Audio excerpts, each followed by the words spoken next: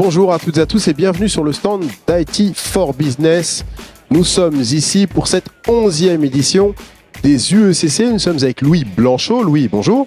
Bonjour. Alors Louis, vous êtes CEO d'Etix. Est-ce que vous pouvez nous rappeler qui est Etix? Oui, donc Etix, on est un opérateur de data center, c'est-à-dire qu'on héberge les infrastructures télécom et informatiques de nos clients dans un milieu qui est propice. Etix, aujourd'hui, donc c'est une société avec un petit peu moins de 100 personnes, avec 500 clients et 15 data centers. Et notamment, on est très ancré en France parce que parmi ces 15 data centers, il y en a 13 en France, sur 6 régions. Et on est aussi ravis dans cette belle aventure d'être accompagné par deux fonds d'infrastructure européens, Premium, Euraseo et Infranity, qui nous accompagnent dans notre développement depuis maintenant quasiment 4 ans. Quelle est votre vision du marché? Lorsqu'on parle des data centers, on a forcément quelques noms en tête. Comment est-ce que vous le voyez et comment est-ce que vous abordez ce marché? Donc aujourd'hui, il faut voir que le monde évolue vite, le monde digital dans son ensemble. On est confronté, on va dire, à deux grandes problématiques. La première partie, on en parle beaucoup aujourd'hui, et c'est un petit peu la tarte à la crème de l'actualité, c'est la souveraineté, mais aussi tous les enjeux de cybersécurité.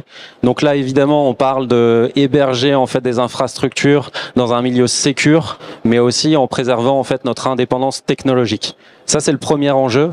Le second enjeu, on va parler vraiment de efficience énergétique, efficacité énergétique, mais aussi tous les enjeux d'IA.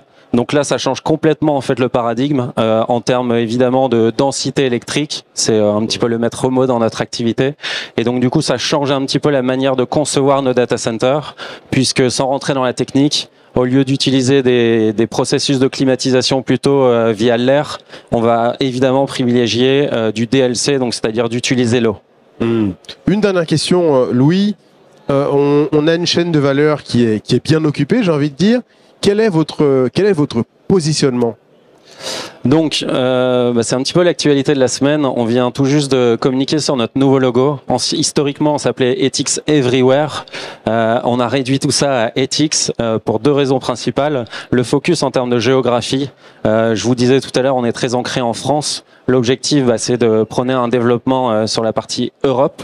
Donc aujourd'hui, on est très très heureux d'être le leader sur la partie le data center de proximité en France, avec, comme je vous le disais, 13 data centers sur 6 régions. On prône vraiment du coup cette partie proximité physique avec le client. L'idée, c'est quoi en fait? C'est de lui offrir un hub technologique où on va être capable de lui offrir des solutions de connectivité, des solutions de data, et héberger ces infrastructures vraiment dans un milieu qui est secure pour ces data critiques, mais aussi un compute hub, c'est-à-dire héberger en fait ces infrastructures dans des environnements qui nécessitent justement de la très haute performance et notamment des très très hautes densités, au plus proche en fait de son besoin, et en fait de répondre aussi à des enjeux de désengorgement ou décentralisation de l'offre. La majorité des acteurs de data center, ils sont aujourd'hui concentrés sur les grands cœurs économiques. En France, on va parler de Paris et Marseille.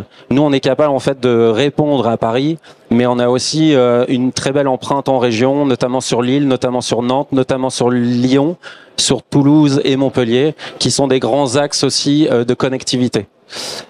Notre autre proposition de valeur, elle est sur la partie souveraineté. Je vous ai dit que donc Etix est français, soutenu par des fonds européens. Quand on parle de souveraineté, notamment, c'est d'avoir cette indépendance technologique, indépendance par rapport à des acteurs étrangers qui viendraient en fait créer cette dépendance via des réglementations étrangères. Nous, on est libre de tout ça et du coup, on offre un cadre 100% souverain à nos clients. Voilà de quoi rassurer vos clients. Merci beaucoup, Louis, d'avoir été avec nous aujourd'hui. Absolument. Merci à vous. Merci de nous avoir suivis. À bientôt.